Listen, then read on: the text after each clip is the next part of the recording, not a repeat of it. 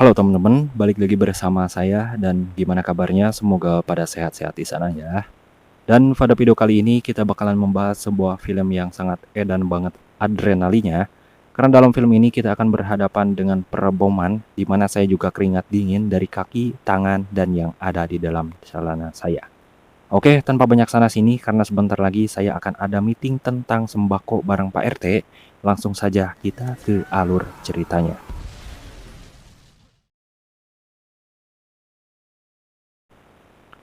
Terlihat mobil saya sedang terparkir di tengah jalan, namun sayangnya mobil tersebut sudah terpasang bom dan terjadilah ledakan.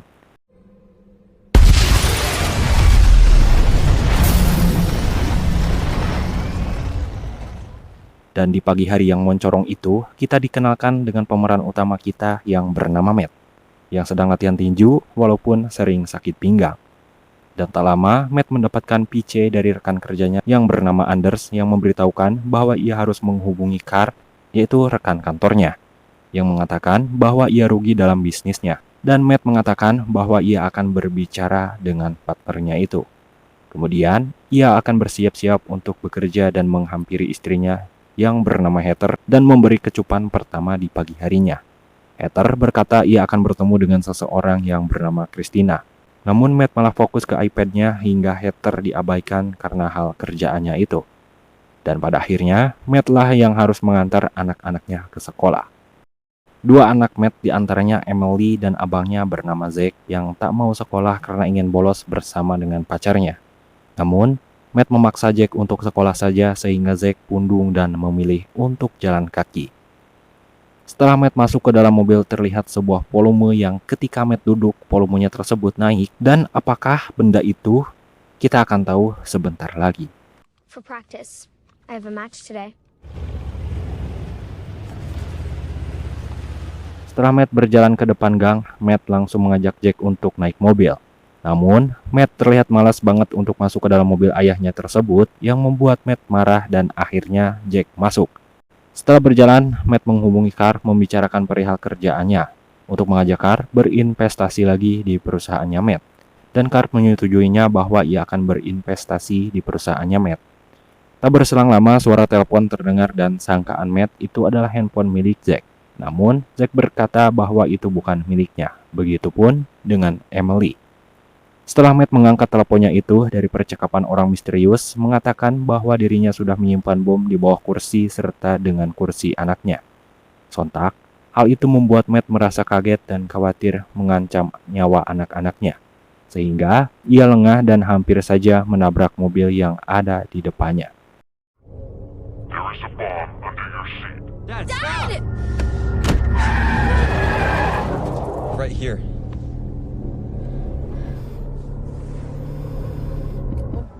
Great. Oh.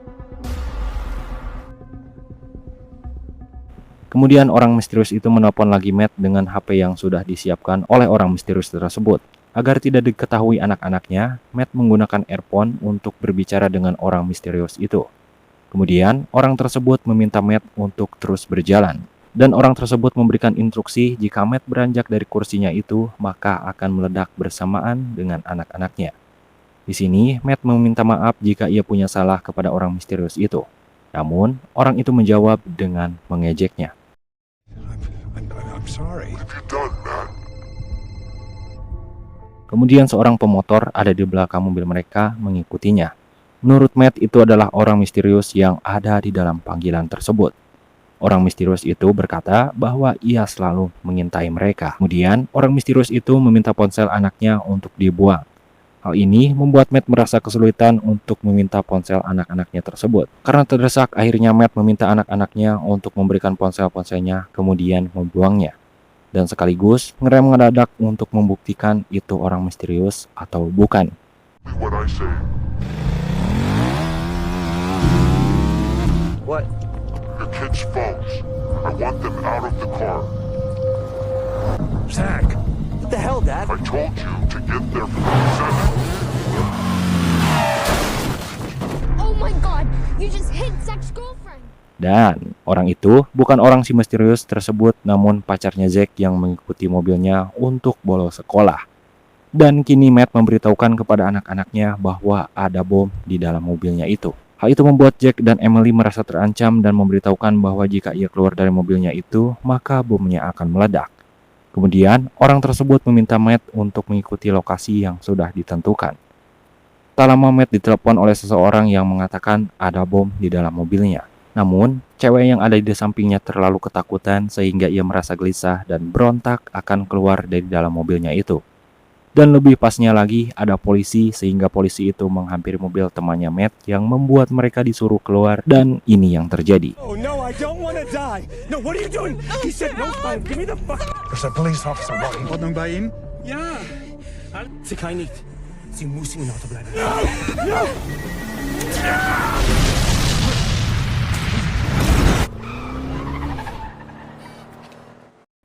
Setelah ledakan itu, mereka segera pergi karena takut ada sesuatu yang terjadi lagi. Orang itu kemudian menyuruh untuk menelpon istrinya Matt, yaitu Heather, dan disuruh untuk mengambil uang yang ada di salah satu bank. Kemudian Matt menelpon istrinya untuk menanyakan bahwa ia memerlukannya. Namun Christina mengatakan bahwa istrinya Matt sedang mengurus surat penceraian dengan Matt. Alhasil Matt merasa kaget karena tak tahu apa salah dirinya sehingga Heather ingin bercerai dengan Matt. Dan waktu Matt tinggal 2 menit lagi sehingga ia berusaha untuk mencari nomor istrinya dari website perusahaannya. Kemudian Matt menjelaskan secara tenang kepada Heather bahwa ada bom di dalam mobilnya. Dan Heather harus menuruti perintah orang misterius itu agar mereka bisa selamat. Heather sendiri harus mengambil uang tunai dari bank milik Matt. Kemudian orang itu menyuruh Matt untuk menunggu di tempat yang aman selagi istrinya Matt mengambil duit dari bank. Selagi menunggu, Matt melihat sebuah berita yang memberitahukan pemboman yang sudah banyak korban termasuk seorang pengusaha investasi. Dan ya, polisi yang telah menyelidiki mobil Matt yang tersorot CCTV dan hal ini membuat polisi curiga dengan mobil Matt. Dan ternyata korban pertama adalah rekan Matt sendiri. Kemudian, pihak bank memastikan lagi jika Matt akan mengambil uangnya dari brankas. Dan Matt menginstruksikan kepada istrinya agar uang itu disimpan di kursi mobil dan lalu pergi. Ketika Matt sedang menunggu istrinya, orang misterius itu mengatakan bahwa rencananya berubah dan menyuruh Matt agar uang itu diberikan ke seorang pria yang berjas biru yang sedang duduk. Hal itu membuat Matt merasa aneh karena sebelumnya orang itu tidak menyuruhnya. Namun hal lain terjadi, orang berjas biru itu ditangkap oleh polisi dan membuat Matt merasa bingung dan istrinya Matt harus diamankan juga. Dan di sini orang itu menjelaskan uang gelap yang dimiliki Matt dan Anders yang tersembunyi di Dubai yaitu sebesar 208 euro. Dan Matt disuruh untuk membicarakan perihal uang itu dengan bosnya yaitu Anders. Kemudian terlihat di layar lebar Matt menjadi buronan atas apa yang dilakukannya tersebut. Asshole. Can you hear me? Dad? Yeah. Kemudian seorang polisi menelpon Matt dan yang pasti Matt dituduh menjadi dalang dalam keributan ini. Polisi dan istrinya Matt menginginkan Emily dan Jack dilepaskan, namun Matt berkata bahwa tidak bisa. Dengan alasan mereka terjebak dengan sebuah bom. Namun Matt meyakinkan para polisi itu agar mereka bisa membantu Matt dan mempercayainya. Setelah sampai di lokasi yang sudah ditentukan, Matt dan Anders akhirnya bertemu. Dan Anders mengatakan ada apakah yang salah dalam dirinya. Dan mengatakan jika ia tidak menyangka bahwa teman kerjanya melakukan hal ini. Kemudian, orang misterius itu menyuruh Anders mentransfer uangnya ke Matt. Dan Matt sempat menyangkala bahwa itu bukan hak miliknya. Dan memaksa agar Anders mentransfer uang lewat dana Dubai. Kemudian, Matt disuruh untuk mengancam akan membunuhnya jika tak mentransfernya. Setelah itu, orang itu menunjukkan agar membuka laci mobilnya dan menyuruh Matt agar menembak Anders oleh pistol tersebut. Dan setelah kereta api melewat, sebuah ledakan dari mobil Anders terjadi sehingga Emily halus terluka parah di pahanya. Let me go. Dad, what are you doing? 7. I don't!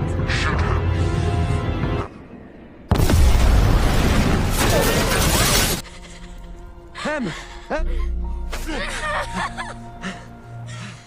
Setelah Matt difitnah melakukan pembunuhan, kini para Pak Pol mengejarnya. Tapi sekarang Matt sudah tidak menuruti apa yang dikatakan oleh orang misterius tersebut. Dan terus melaju untuk mencari orang misterius tersebut. You need me. Hold on!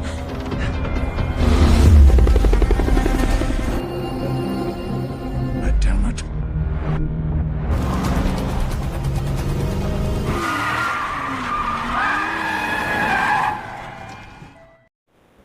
Setelah melewati terowongan, kini Matt harus pasrah karena sudah ditikung oleh Pak Paul. Terlihat juga Emily yang sudah kecapean dan kesakitan karena tertusuk sebuah pecahan bom. Tujuan kali ini adalah untuk menolong Emily dan mengeluarkan Zack terlebih dahulu. Kemudian, alat penjinak bom sudah dikerahkan, namun percuma saja karena bomnya berada di bawah kursi Matt. Kemudian, Christina sebagai komandan polisi akan berbincang dengan Matt. Dengan begitu, Christina memerintahkan prajuritnya untuk menjinakkan bom yang berada di bawah kursi Emily dan Zack untuk dikeluarkan. Dan Christina meyakinkan bahwa Matt harus menuruti perintahnya karena dengan itu, maka ia akan membantu Matt. Namun untungnya, jaringan telepon yang ada di dalam bom itu tidak terjangkau oleh si orang misterius itu, sehingga aman. Kemudian Matt menjelaskan kepada Christina bahwa ada orang misterius yang menyimpan bom di dalam mobilnya. Dan orang itu meminta uang tebusan sebesar 208 euro. Akhirnya, Emily dan Zack berhasil dikeluarkan dari mobil itu. Namun bom yang di bawah kursi Matt terdapat sensor yang sangat sensitif ketika ia beranjak dari kursi itu dan bisa jadi bom tersebut meledak. Di sini, Matt ingin berbicara lewat HT dengan istrinya dan meminta maaf dan semoga Matt segera pulang untuk Anu. To my wife? You will. Whatever the police say, just listen to them and they'll get you out, okay? I love you, baby. I always have. Di sini Matt merasa kesal dengan orang misterius itu dan akan mencarinya sampai ketemu. Namun, Christina berkata bahwa ia akan menahannya dan soal ini akan mereka uruskan. Akan tetapi Matt kekeh ingin dendam kepada orang itu karena ia telah dijebak dan hampir saja meragang nyawa anak-anaknya termasuk dirinya. Dan kali ini kita akan diperlihatkan kejar-kejaran antara Pak Paul dan Matt. I can find him. If your objective, and I have mine.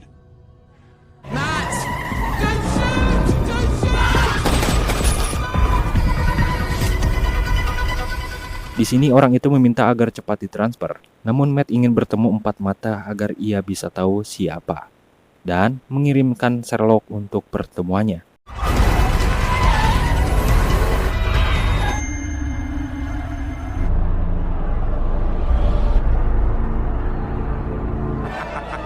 Just a return for love.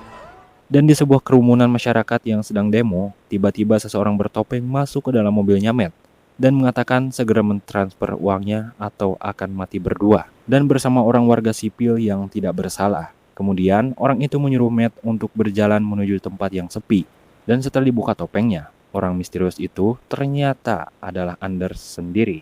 Well, dan seperti yang ada di pertengahan film tadi bahwa Anders sudah meninggal karena meledak sendiri di mobilnya. Dan ia sengaja merubah wajah barunya dengan cara dioperasi, jadi Anders bisa hidup lagi dan meneror Matt. Dan perlu diketahui masalah ini adalah masalah uang yang cukup banyak bagi Anders. Dan Anders juga mempunyai bukti ketika Matt mengancam Anders yang akan membunuhnya. Dalam obrolan yang panjang ini, inti dari pembicaraannya adalah Anders ingin mentransfer uangnya lewat kripto. Hackers. They will kill you. Now, if you'd be so kind. He did nothing to you. Call them! Dan disinilah Matt akan nekat untuk menggulingkan mereka ke dalam jurang. Dan Anders pun harus tewas karena Matt keluar dari mobil itu dan terjadilah sebuah ledakan yang ada bom di bawah kursinya Matt.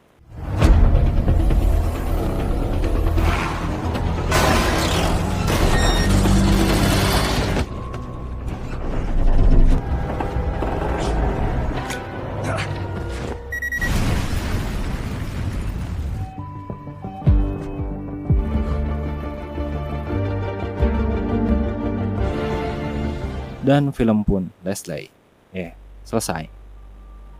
Oke teman-teman, mungkin sekian saja dulu untuk video kali ini. Sampai jumpa di video selanjutnya. Terima kasih.